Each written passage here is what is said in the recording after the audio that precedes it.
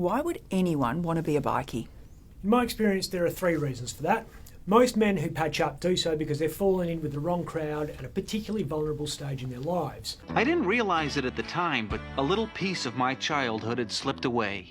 Often loners, bullied or a bully, usually no decent father figure. Bart, what are you staring at? Nothing. Not much blue sky on the horizon, and all of a sudden, for the first time, they've got a crew who's got their back. The second type is the career criminal who joins a bikie gang because it makes the business of criminality more efficient. God bless Gorbachev. If you're a standover man, for example, people are more likely to pay up if they see a patch on your back because they realise pleading insufficient funds just won't wash. The third type of bikie, and the rarest, thank God, is the rolled gold, full metal psychopath. These guys are just addicted to violence and they seek it out at any opportunity, however benign. It's bringing love. Don't let it get away. Break its legs! The guy we're talking about tonight could well be the most psychotic bikie in Australia.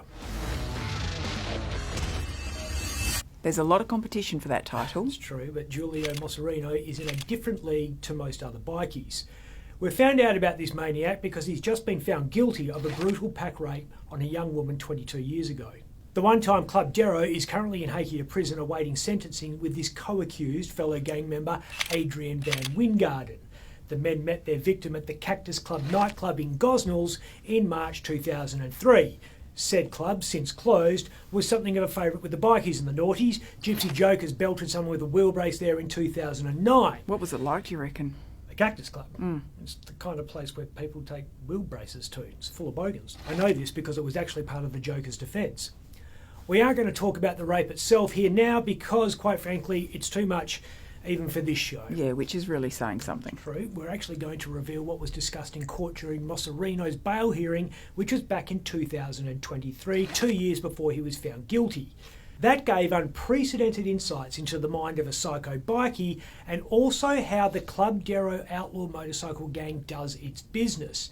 In opposing bail, the prosecutor noted Mocerino was linked to the Deroes and the rebels. In return for receiving large sums of money, he has overseen various crimes, including homicides, including that of a police officer, the court was told. What? A cop? Look, that was what was said in court. Would have thought that we would have heard about something like that, but regardless, you're getting a taste of the kind of bloke that we're dealing with here.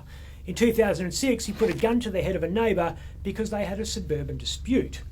In 2008, during an argument with a woman at a McDonald's restaurant in Midland, he said, "I am a bikie and I will find your address, rape you with a baseball bat, and then rape your children." Oh my God. In 2009, he was charged over a road rage incident where he thumped another motorist multiple times and tried to bash his head into a car window.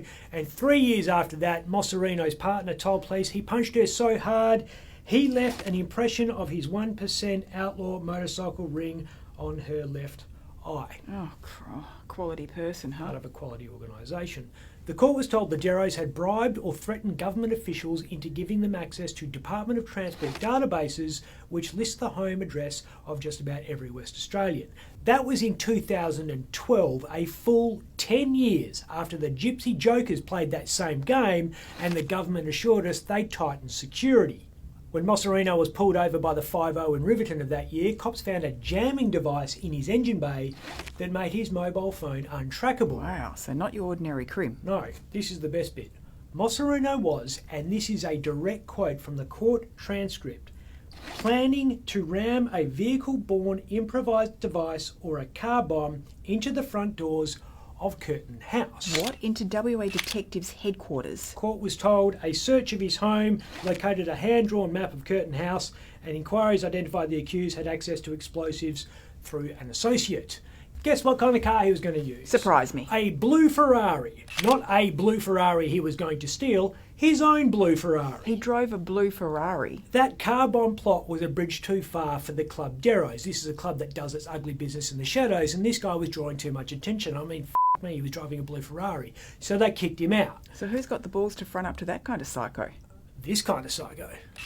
Mocerino was so terrified of what Club Deroes elder Andrew Edhouse would do to him, he fled to Southeast Asia for years, and then Tasmania. which is where he would still be living freely, but for the actions of one brave rape survivor who defied a bikie gang to bring an outlaw to justice. I'm Ben Harvey.